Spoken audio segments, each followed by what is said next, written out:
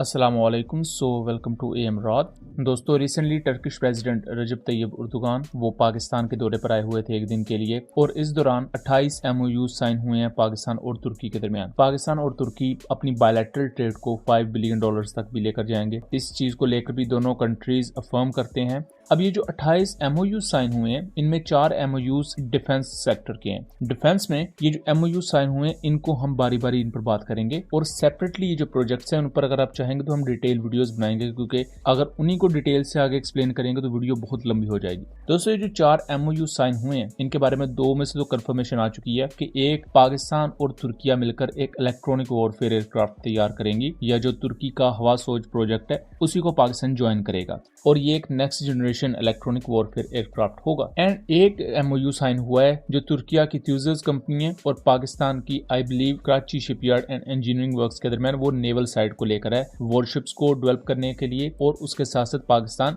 Indigenous radar systems and Sonar sensors को खुद develop करेगा, और उसमें तुर्की पाकिस्तान की मदद करेगा। सो पाकिस्तान नेवी भी इंडिजिनाइजेशन की जो काविशें हैं उनको तेज कर रही है, बिकॉज अभी तक जो पाकिस्तान के पास वॉरशिप्स हैं उन पर तुर्की से लेकर पाकिस्तान ने सेंसर्स और combat management systems, even radars वगैरह लगाए हुए हैं जो काफी अच्छा काम कर रहे हैं। बट इन फ्यूचर पाकिस्तान उन्हीं चीजों को खुद इंडिजिनाइज करना चाहता है कि अपने मुल्क में इनको तैयार किया जाए, एंड लेटर ऑन बाद में आप इन्हीं चीजों में वैरायटीज लेकर आते हैं। सेम एज जैसे रशिया करता रहा, चाइना ने भी सेम ऐसे ही किया कि रशिया की टेक्नोलॉजीज को TOT करके बनाते रहे, एंड वक्त के साथ साथ उनमें खुद जिद्दत लेकर आए, और आज हम चाइना को देखते हैं कि कितनी ज्यादा इंडिजिनाइजेशन वो खुद से कर चुके हैं, और कितनी ज्यादा वैरायटी वो अपनी एयरफोर्स, नेवी और आर्मी की टेक्नोलॉजी में लेकर आ चुके हैं। जो इसके अलावा बाकी 2 MOU साइन हुए हैं उसके बारे में कुछ भी अभी कंफर्मेशन नहीं है कि वो किस बारे में है, लेकिन मोस्ट प्रोबेबली ये कान एयरक्राफ्ट को लेकर और पाकिस्तान और तुर्किया के दरमियान जो जॉइंट हेलीकॉप्टर का एक प्रोजेक्ट है उसको लेकर हो सकता है। अब इससे पहले भी हमने इस पर वीडियो बनाई थी जॉइंट हेलीकॉप्टर प्रोडक्शन को लेकर, और उसमें हमने अतक 2 यानी कि T-929 हैवी अटैक हेलीकॉप्टर की बात की थी। लेकिन इन MOUs को हम तरतीब से डिस्कस करते हैं। सबसे पहले तो next generation electronic warfare aircraft की बात कर लें तो तुर्किया का एक प्रोजेक्ट है जिसे हवा SOJ यानी कि स्टैंड ऑफ जैमर कहा जाता है। इस प्रोजेक्ट के तहत तुर्की नेक्स्ट जनरेशन जैमिंग सूट बना रहा है, और उस सूट को वो अपने बम्बार्डियर ग्लोबल 600 एयरक्राफ्ट पर लगाएंगे। सेम वही एयरक्राफ्ट पाकिस्तान ने भी खरीदा है। तो ये वो एयरक्राफ्ट होगा जिस पर इलेक्ट्रॉनिक वॉरफेयर इक्विपमेंट या इलेक्ट्रॉनिक वॉरफेयर का वो पूरा जो सिस्टम है उसको इनकॉर्पोरेट किया जाएगा, और हमारे सामने आएगा एक next generation electronic warfare aircraft. इस पर इन डेप्थ एनालिसिस हम आपको एक सेपरेट वीडियो पर बना के देंगे। अगर आप वो चाहते हैं वीडियो तो कमेंट सेक्शन में जरूर बता दीजिएगा। बुनियादी तौर पर इस वक्त Türkiye CN-235 electronic warfare aircraft को इस्तेमाल कर रहा है। पाकिस्तान DA-20 फाल्कन्स को यूज कर रहा है, जिनको पाकिस्तान इंडिया के खिलाफ फरवरी 2019 में इस्तेमाल कर चुका है, और इसने बहुत अच्छा परफॉर्म किया था।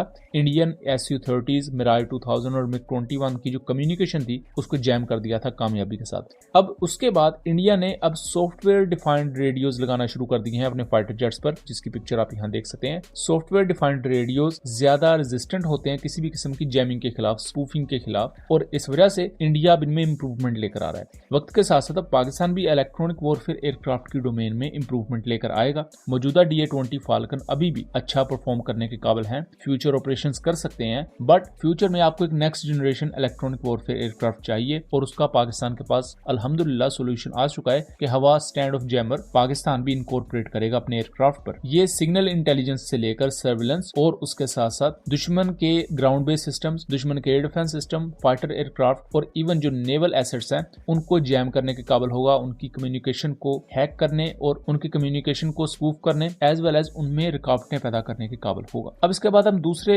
MOU पर आ जाएं तो वो नेवल साइड को लेकर है, तो उसको मैं पहले भी काफी एक्सप्लेन कर चुका हूं, लेकिन वन लाइनर बता दूं तो पाकिस्तान टर्किश नेवी की और तुर्की जो नेवल डोमेन में टेक्नोलॉजीज तैयार कर रहा है, जैसे कि कॉम्बैट मैनेजमेंट सिस्टम है, रेडार्स हैं, तुर्की के खास तौर पर 3D dimensional active electronically scanned radars हैं, S बैंड के हैं, L बैंड के हैं, उनको पाकिस्तान हो सकता है खुद तैयार करे, उसमें तुर्की पाकिस्तान की मदद करेगा। इन फ्यूचर अगर Pakistan shipyard and engineering works naval warships को लेकर काफी बेहतर तरीके से एक्सपीरियंस गेन कर लेता है तो पाकिस्तान को ये सब चीजें मदद करेंगी जिना क्लास फ्रिगेट को मजीद बेहतर बनाने के लिए। एंड इन फ्यूचर जो पाकिस्तान का हाइपरसोनिक मिसाइल एयरक्राफ्ट इस वक्त डेवलपमेंट में है उनमें भी ये चीजें मदद करेंगी, क्योंकि आप जिस तरह एक्सपीरियंस गेन करते जाएंगे आप उतने ही ज्यादा बेहतर होते जाएंगे। एंड यहाँ एक बहुत बड़ा प्रोपेगेंडा जो इंडियन साइड पर फैलाया जाता था कि पाकिस्तान के पास वेस्टर्न टेक्नोलॉजी के दरवाजे बंद हो चुके हैं, तो वो कभी बंद हुए ही नहीं थे। आज भी जर्मनी के साथ पाकिस्तान के अच्छे ताल्लुकात हैं, स्पेन के साथ अच्छे ताल्लुकात हैं, तुर्की के थ्रू भी पाकिस्तान के पास वेस्टर्न टेक्नोलॉजी तक रसाई हासिल है। इसके बाद दोस्तों हम तीसरे